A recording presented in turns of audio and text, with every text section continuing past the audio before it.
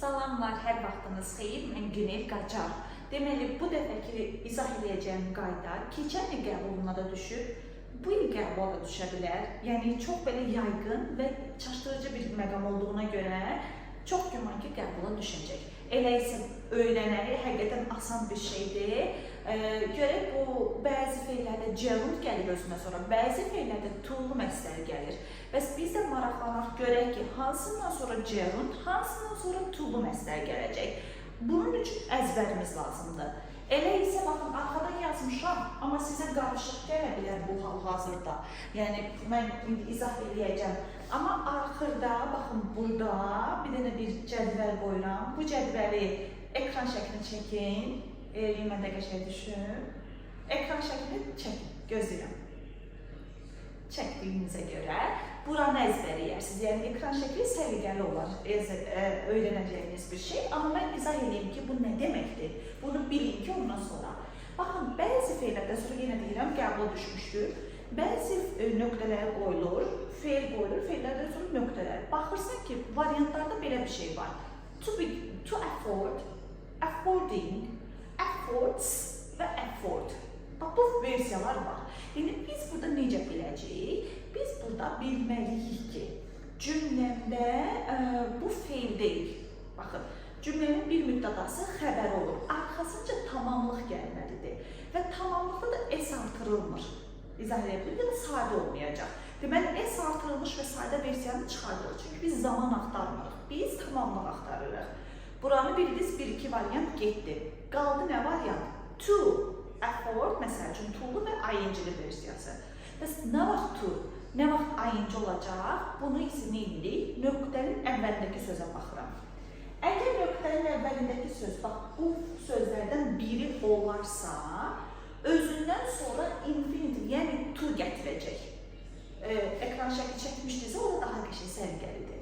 Birinci hissəmizdə nöqtənin əvvəlində bu feillərdən biri olarsa, özündən sonra to gətirəcək. Bunu qəşəng şəkildə yadda saxladıq. Məsəl üçün, I agree to go with you.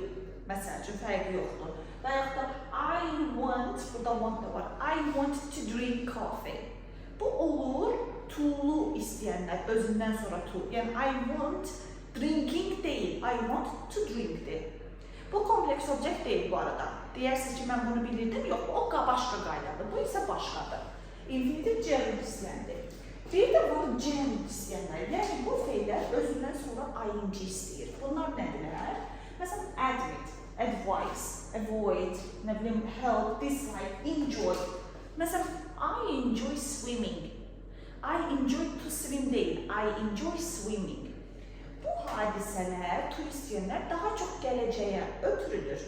Yəni, gələcək, I want to drink coffee deyirik. Məsələn, mən kofe içmək istəyirəm. Biraz daha gələcək yönümlü bir hadisələrdir.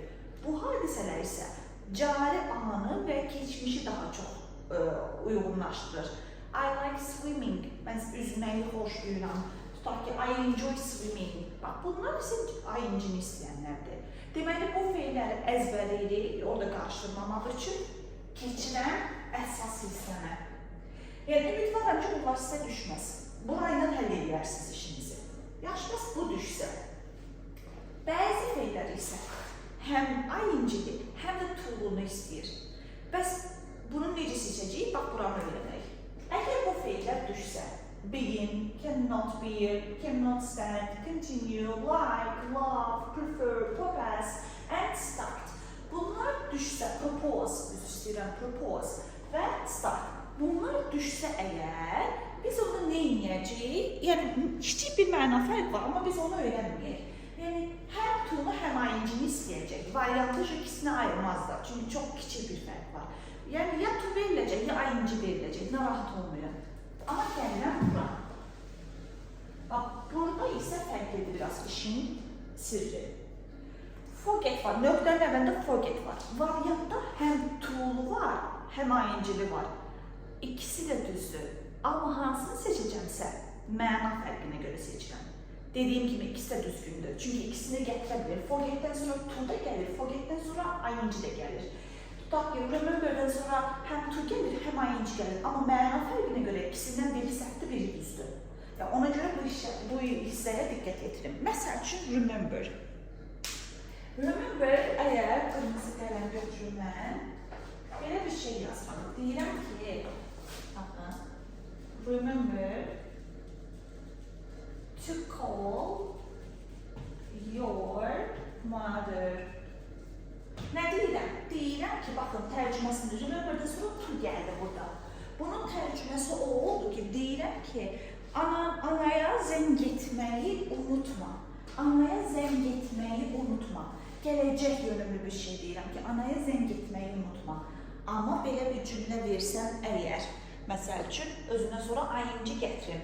Remember, I remember meeting her. Fikir verin, ing gətirdim. Deyirəm ki, mən onunla olan görüşü xatırlayıram. Mən onunla olan görüşü xatırlayıram. Biraz daha keçmiş, biraz daha duyulsal. Deməli, nə oldu? Gələcək yönümlü bir damcı olan kimi remember to call your mother to gətirdi. Bax, burada calling deyil. Amma, məsəl üçün, calling olsaydı, siz nə olacaqdı?